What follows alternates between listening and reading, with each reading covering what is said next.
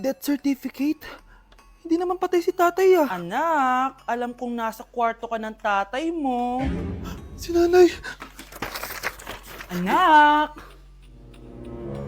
Nay, tawag niyo po ba ako?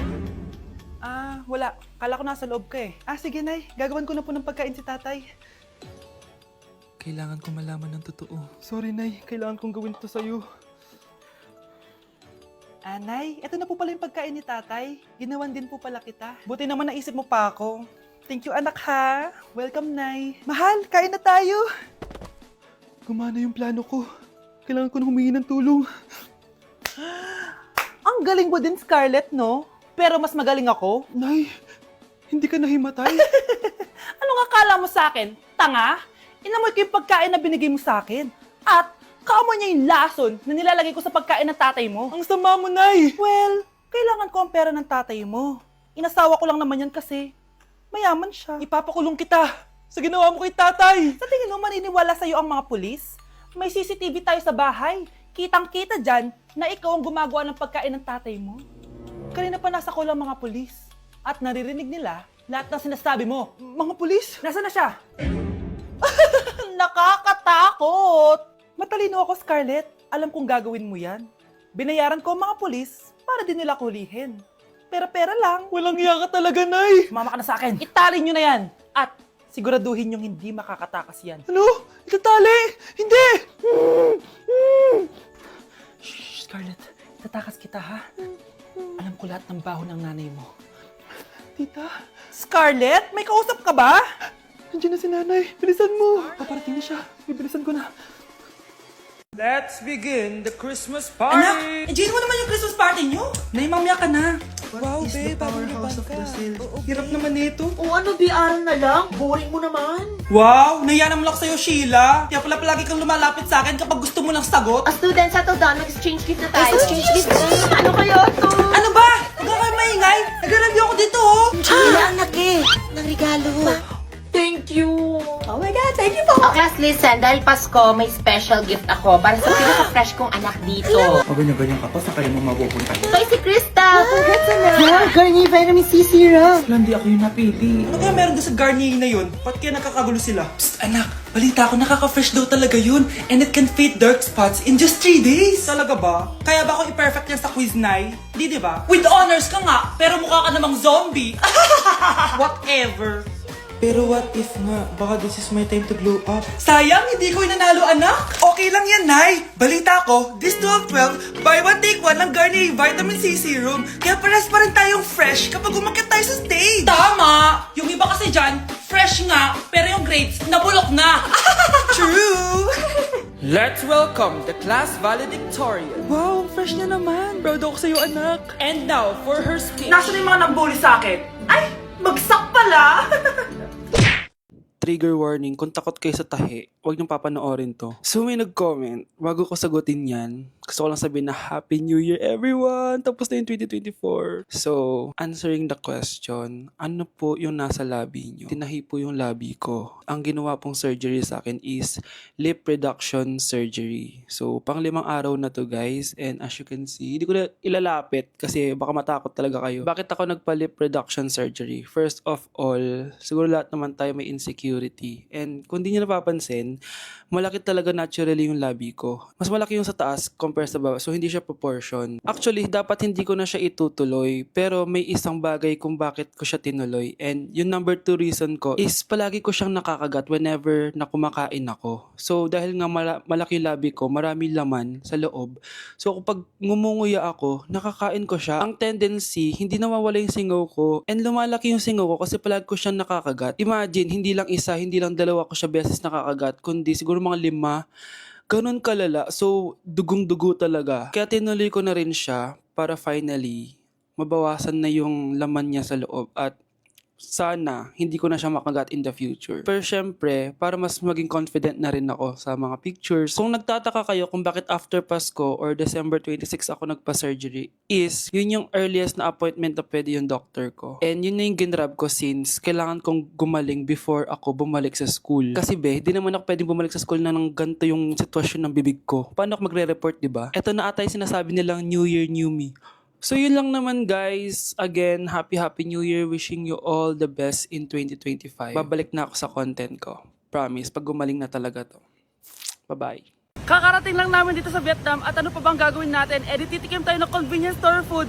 Hello, umuulan, tara na! Guys, hindi humihinto yung mga sasakyan dito kaya tatawid ka talaga. Update guys, buhay pa ako at hulaan nyo kung nasan ako. O diba, walang ganyan sa Pilipinas. First time namin dito sa Vietnam. Kaya naman excited ako kung ano ba meron dito sa convenience store nila. Kita nyo naman, ang dami din choices dito. Guys, may paanong manok dito oh. Check out natin to. Guys, parang asarap na tong Nutella banana oh. Guys, tignan yung hotdog dito oh. Kinakain daw to ng hello kaya i-check out na natin to. Tignan nyo yung mga drinks nila dito, parang lalagyan na lang ng ice. Parang masarap to guys oh, itong kulay ube. Hala guys, may Vietnamese oh. Sarap! Check out ko din yan. Grabe, bakit ang mahal? 345,000? Tikman na natin. Una natin tong Nutella banana. Guys, tignan nyo. Masarap siya. Bilhin nyo to guys. 10 out of 10. Next natin tong Thai chili paste and chicken floss. Let's go. Medyo malansa siya guys. Ito yung nasa loob niya. Sarap. 10 out of 10 din to guys. So ito daw. Tignan natin. Puro laman. Oo nga. Sobrang sarap, walang eme. Sarap. Ano naman ito, pusa? Sorry po. Ay. Ala, sarap nito. Sarap niya.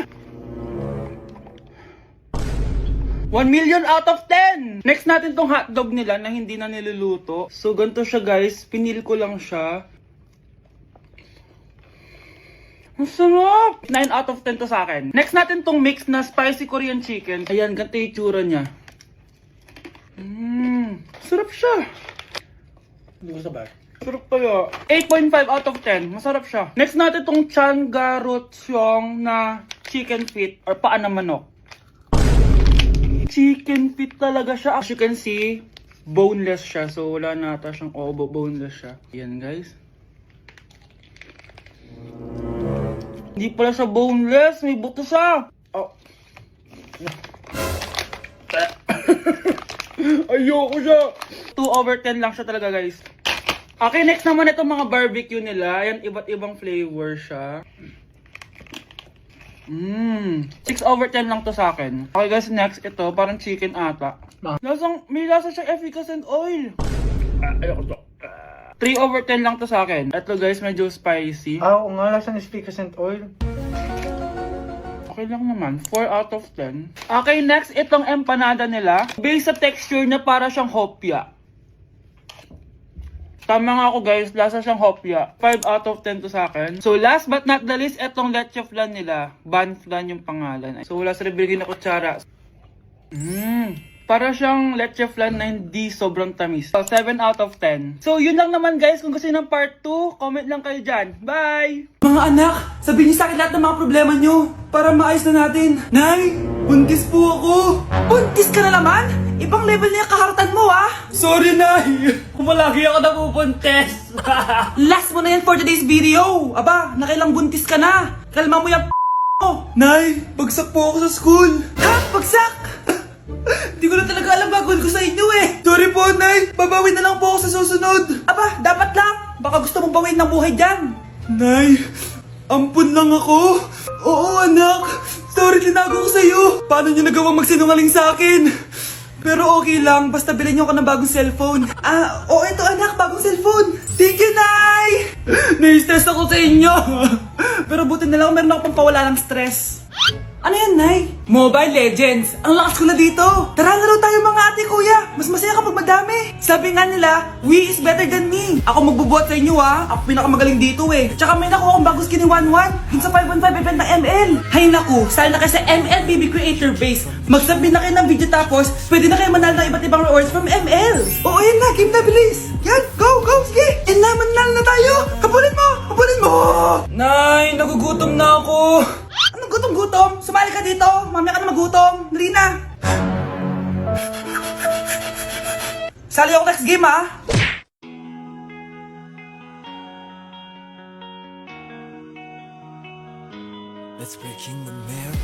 Di na ako natutuwa sa inyo ha!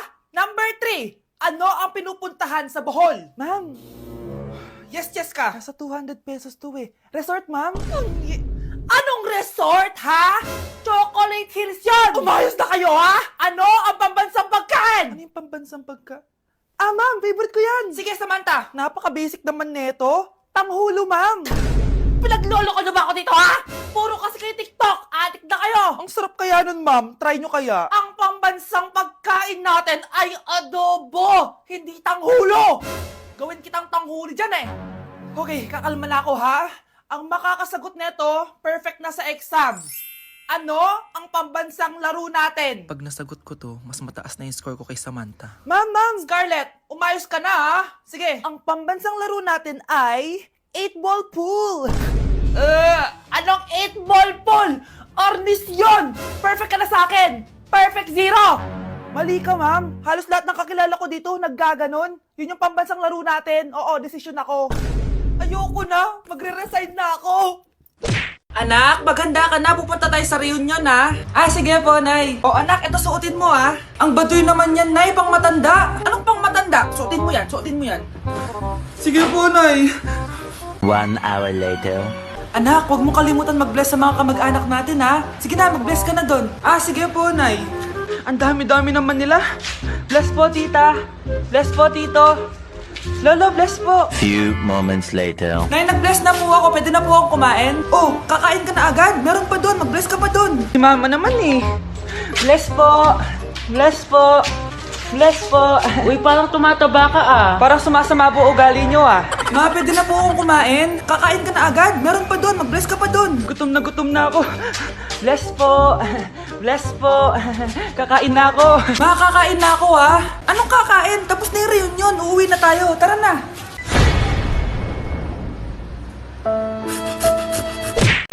Je suis trop loin pour toi. Bonne de mes copines, à mes copines, à mes copines. Je veux la plus bonne de mes copines.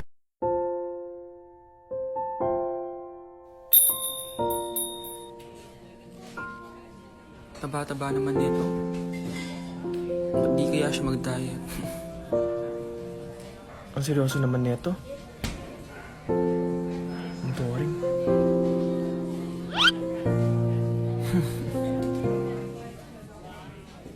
Hi, I'm Vince. I'm Anton. So, madalas ka ba dito? Di naman. Pag bored lang. Ah, so bored ka?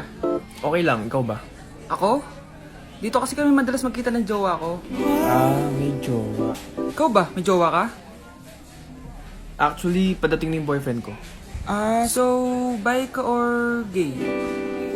Well, Huwag ka na mahiya. Safe sa akin yan. Oh, nandiyan na pala yung jowa ko. See you around. Pero yung totoo, wala naman akong jowa.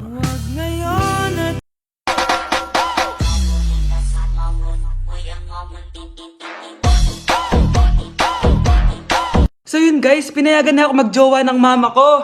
Sino may sabi? Di ba sinabi mo yun? Wala ko sinasabi. Sabi mo, pinayagan mo na ako eh. Wala ko sinasabi. Gusto ko na magka-jowa, ma. O sige, ganito na lang. Ano? Sa isang kondisyon, Sige, ano yun? siya na lang ang jowain.